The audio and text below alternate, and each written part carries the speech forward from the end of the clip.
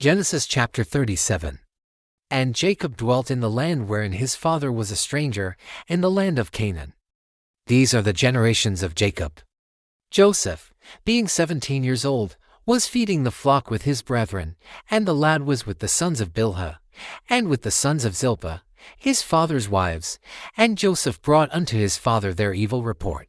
Now Israel loved Joseph more than all his children, because he was the son of his old age, and he made him a coat of many colors.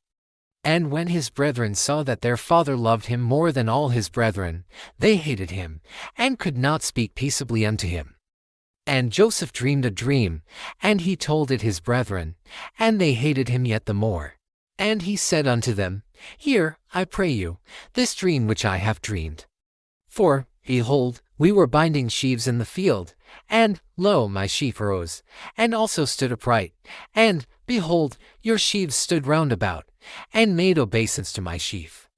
And his brethren said to him, Shalt thou indeed reign over us, or shalt thou indeed have dominion over us? And they hated him yet the more for his dreams, and for his words.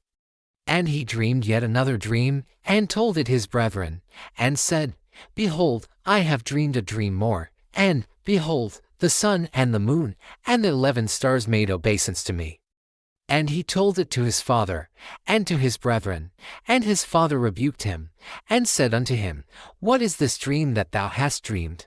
Shall I and thy mother and thy brethren indeed come to bow down ourselves to thee to the earth? And his brethren envied him, but his father observed the saying. And his brethren went to feed their father's flock in Shechem. And Israel said unto Joseph, Do not thy brethren feed the flock in Shechem? Come, and I will send thee unto them. And he said to him, Here am I. And he said to him, Go, I pray thee, see whether it be well with thy brethren, and well with the flocks, and bring me word again. So he sent him out of the vale of Hebron, and he came to Shechem. And a certain man found him, and, behold, he was wandering in the field, and the men asked him, saying, What seekest thou? And he said, I seek my brethren, tell me, I pray thee, where they feed their flocks. And the man said, They are departed hence, for I heard them say, Let us go to Dothan.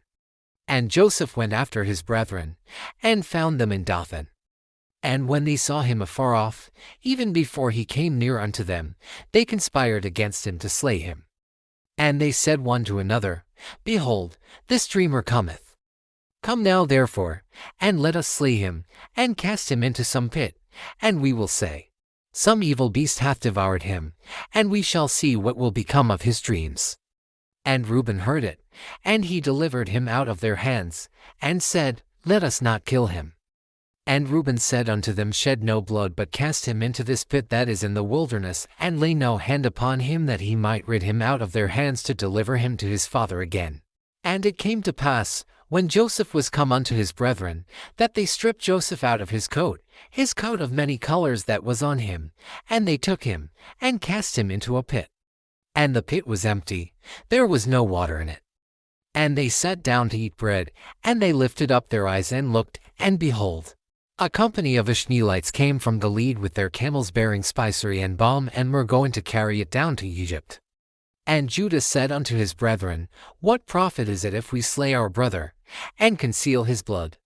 Come, and let us sell him to the Ishmaelites, and let not our hand be upon him, for he is our brother and our flesh. And his brethren were content.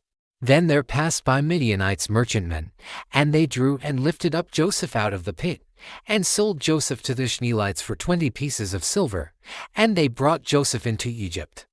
And Reuben returned unto the pit, and, behold, Joseph was not in the pit, and he rent his clothes. And he returned unto his brethren, and said, The child is not, and I, whither shall I go? And they took Joseph's coat, and killed a kid of the goats, and dipped the coat in the blood, and they sent the coat of many colors, and they brought it to their father, and said, This have we found, know now whether it be thy son's coat or no. And he knew it, and said, It is my son's coat, an evil beast hath devoured him, Joseph is without doubt rent in pieces. And Jacob rent his clothes, and put sackcloth upon his loins, and mourned for his son many days. And all his sons and all his daughters rose up to comfort him, but he refused to be comforted. And he said, For I will go down into the grave unto my son mourning. Thus his father wept for him.